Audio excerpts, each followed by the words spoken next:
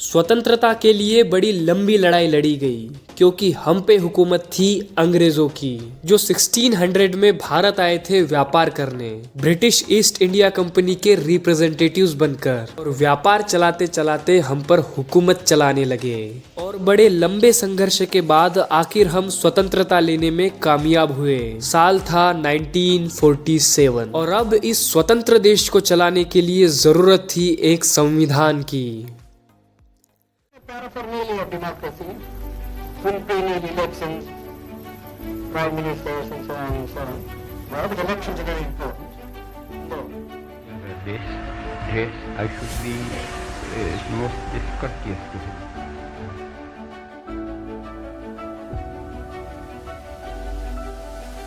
when the world sleeps, India will awake to life and freedom. हमारे संविधान से पहले अंग्रेजों ने देश पर हुकूमत करने के लिए खुद के एक्ट्स बनाए, खुद के फायदे के लिए, जैसे रेगुलेशन एक्ट ऑफ 1773। ये पहला कदम था ब्रिटिश हुकूमत का। फिर Pitt's India act of 1784, charter act of 1813, government of India act 1858। इसमें ब्रिटिश ईस्ट इंडिया कंपनी को हटा दिया और इंडिया को सीधे ब्रिटिश क्राउन के अधीन रख दिया गया। फिर Indian council act 1861, Rowlatt act 1919 और गवर्नमेंट ऑफ इंडिया एक्ट 1935। अब ये तो थे ब्रिटिशर्स ने हमारे ऊपर हुकूमत चलाने के लिए बनाए हुए एक्ट्स, पर इसके बीच 1920s और 1930s में गांधी जी ने स्वराज और ग्राम स्वराज की बात की।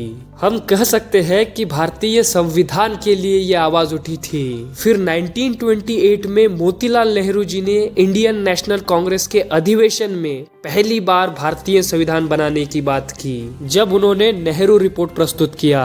इसमें और भी बातें थी, जैसे dominion status, provincial autonomy, representation for minorities, equal civil rights for man and women, ऐसे कई सारे मुद्दे थे। तो फिर इसके रिजल्ट में संविधान बना क्यों नहीं? मुस्लिम लीग और दूसरे सांप्रदायिक ग्रुप इससे सेटिस्फाई नहीं थे। मुस्लिम लीग को लगता था कि नेहरू रिपोर्ट माइनॉरिटी राइट्स को पूरी तरीके से प्रोटेक्ट नहीं कर रही है और सेपरेट इलेक्टोरेट्स को लेकर भी सहमति नहीं बैठ रही थी। और इन्हीं जैसे मुद्दों की वजह से ये आगे नहीं बढ़ पाया। फिर लंदन राउंड टेबल कॉन्फ्रेंस 1930, 31 और 32 में लंदन में हुई। इसे भारतीय संविधान बनाने के लिए आयोजित किया गया था। इसमें भारतीय नेता, सांप्रदायिक लीडर्स और ब्रिटिश गवर्नमेंट ये सब शामिल थे। इस कॉन्फ्रेंस में भी बहुत सारे मुद्दों पर इनके बीच सहमति नहीं बनी और इसीलिए यहाँ भी कोई एग्रीमेंट नहीं हुआ। पर फिर जुलाई 1946 में इंडियन इंडिपेंडेंट एक्ट 1947 पारित किया गया और इस एक्ट की वजह से कॉन्स्टिट्यूएंट असेंबली एक सोवरेन बॉडी बन गई।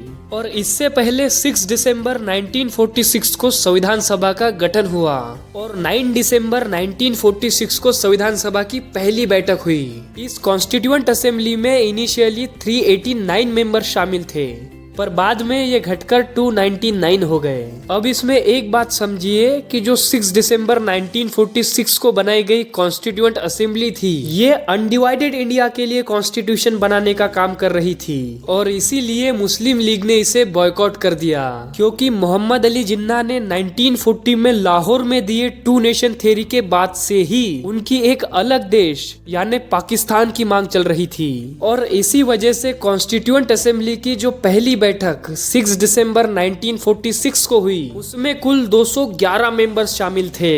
इस बैठक में कई मुद्दों पर बात की गई, जैसे अध्यक्ष का चुनाव। पहले तो टेम्पररी अध्यक्ष डॉक्टर सच्चिदानंद सिन्हा जी को चुना गया, बाद में doctor Rajendra Prasad ji constituent assembly के प्रेसिडेंट बने। Rule of procedure, constitutional proposal, advisory committees, fundamental rights of government, form official language, इन सारी बातों पर डिस्कशन हुआ। कॉन्स्टिट्यूएंट असेंबली की कुल मिलाकर 11 बैठकें हुई। ये तो सारी ही मीटिंग्स महत्वपूर्ण थी। इनमें कुछ ऐसी मीटिंग्स जिनमें कुछ महत्वपूर्ण बातें डिस्कस की गई, उनको देखते हैं। 29 अगस्त 1947 को हुई ड्राफ्टिंग कमेटी की बैठक। और क्योंकि अब पार्टीशन हो चुका था तो एक इंडिपेंडेंट इंडिया के कॉन्स्टिट्यूशन की बात हो रही थी और ड्राफ्टिंग कमेटी भारतीय संविधान की तैयारी में सबसे महत्वपूर्ण कमेटी थी। इसमें 7 सदस्य थे। के.एम. मुर्शी, मोहम्मद सादुल्ला अल्लादी कृष्ण स्वामी अय्यर, एन. गोपाल स्वामी अय्यंगार, देवी प्रसाद खैंत, बी.एल. मित्तर और डॉक्टर बी.आर. अम्बेडकर। और डॉक्टर बाबा साहब अम्बेडकर इस कमेटी के चेयरमैन भी थे। Doctor B R. अम्बेडकर साहब का भारतीय संविधान में महत्वपूर्ण योगदान रहा है। इन्होंने social justice and fundamental rights की सुरक्षा प्रदान करने के लिए कई प्रावधान शामिल किए थे। ये खुद अनटचेबिलिटी के खिलाफ लड़े और अनटचेबिलिटी को मिटाने के लिए संविधान में मुद्दे शामिल किए। इनका महत्वपूर्ण योगदान भारतीय संविधान को सामाजिक, आर्थिक और राजनीतिक समृद्धि की दिशा में मजबूत आधार प्रदान करता है। तो ड्राफ्टिंग कमेटी का काम संविधान की मेन बॉडी को तैयार करना, fundamental rights, directive principles of state policy, official language, preamble, संविधान की रचना, सारे मुद्दों पर ड्राफ्टिंग कमेटी ने काम किया। फिर 13 दिसंबर 1947 को ड्राफ्टिंग कमेटी की प्रेयम्बल पर मीटिंग हुई। बैठक में प्रेयम्बल पर विचार विनिमय हुआ। इसमें भी डॉक्टर बाबा साहब अम्बेडकर जी का महत्वपूर्ण योगदान था। फिर इसी कमेटी के अंतर्गत 1 दिसंबर 1948 को फंडामेंटल राइट्स की बैठक हुई। इसमें व्यक्ति की आजादी, equality and justice, religious freedom, basic principles of the Indian constitution, इन सारे डिस्कशंस के अंतर्गत ही सारे फंडामेंटल राइट्स तय किए गए। और ड्राफ्टिंग कमेटी के साथ साथ यूनियन पावर कमेटी भी भारतीय संविधान की तैयारी में एक महत्वपूर्ण कमेटी थी, जिसका काम था ये डिसाइड करना कि केंद्र सरकार को किस क्षेत्र में अधिकार होंगे, राज्य सरकार को किस क्षेत्र में अधिकार होंगे। मतलब इस कमेटी को भौगोलिक आकर्षण और राज्य सरकार के बीच संबंधों को तय करना था। और इस कमेटी के चेयरमैन पंडित जवाहरलाल नेहरू जी थे। Jawaharlal Nehru ji union constituent committee के भी चेयरमैन थे। और इस कॉन्स्टिट्यूशन को बनाने के लिए बहुत सारी कमिटीज बनी थी। आप जो ये वाली कमिटीज देख रहे हो ये मेजर कमिटीज थी और ये वाली माइनर कमिटीज। अब ड्राफ्टिंग कमेटी ने अपना पहला ड्राफ्ट फरवरी 1948 में प्रकाशित किया और इसमें लोगों की, कमिटीज की राय लेकर इसमें संशोधन करते हुए ड्राफ्टिंग कमेटी ने अक्टूबर 1948 में दूसरा ड्राफ्ट प्रकाशित किया और आखिर में नवंबर 1948 को अंतिम draft doctor B R. Ambedkar ji ने संविधान सभा में प्रस्तुत किया। फिर इस पर विस्तार में चर्चा होने के बाद हमारा संविधान तैयार था, जिसे 395 आर्टिकल्स, 8 शेड्यूल्स और 22 पार्ट्स में विभाजित किया गया था। और 26 नवंबर 1949 को 299 में से उपस्थित 284 सदस्यों और प्रेसिडेंट के साइन के साथ इसे देश में अपना लिया।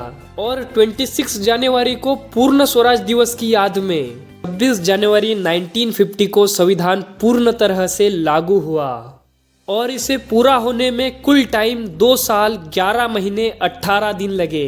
इसमें कुल खर्च 65 लाख आया था। हमारे देश का जो नेशनल फ्लैग है इसे 22 जुलाई 1947 को अडॉप्ट किया गया और जो नेशनल एंथम और नेशनल सॉन्ग है इन्हें 24 जनवरी 1950 को अडॉप्ट किया गया। और हमारे कॉन्स्टिट्यूशन को अपने हाथों से लिखा था प्रेम बिहारी नारायण रहजादा इन्होंने। और फादर ऑफ इंडियन कॉन्स्टिट्यूशन कहा जाता है बी.आर. अम्बेडकर जी को।